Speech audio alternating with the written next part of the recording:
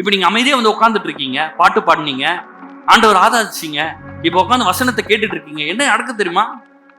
Hospital சில நேரத்துல படுக்க வச்சு குளுக்கோஸ் ஏத்துறாங்க பாத்தீங்களா? அதான் நடக்குது இப்போ. நீங்க வந்து சர்வீஸ் சென்டர், இன்ஜின் எல்லாம் கரெக்டா இருக்குதா? இன்ஜின் ஆயில், பிரேக் ஆயில் எல்லாம் கரெக்டா பண்றோம்.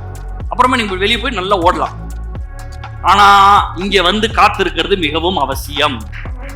தினமும் இந்த வேதத்தை வாசிப்பது அவசியம், அந்நிய பாஷை பேசுறது அவசியம், ஜபம் பண்ணுவது அவசியம். என்னது அது? அதெல்லாம் குளுக்கோஸ் ஏத்துற மாதிரி தான். சும்மா ஓடிக்கிட்டே இருந்தா அப்புறம் படுத்துட வேண்டியதுதான். ரொம்ப டயர்ட் ஆயிரும். அப்பப்போ வந்து என்ன பண்ணிக்கணும்? ஏத்திக்கிடும். அதுதான் இந்த வசனத்தை கேட்டுக்கிட்டே இருக்கிறது. அவர்கள் ஓடினாலும் இளைப்படையார்கள், நடந்தாலும் சோர்ந்து போவார். எலியா அவ்வளவு பலன் உள்ளவரா இருந்தாரு.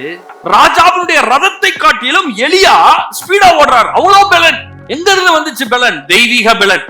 இயேசுவின் நாமத்தினால சொல்றேன், உங்களுக்கு அந்த தெய்வீக பலன் வருவதாக.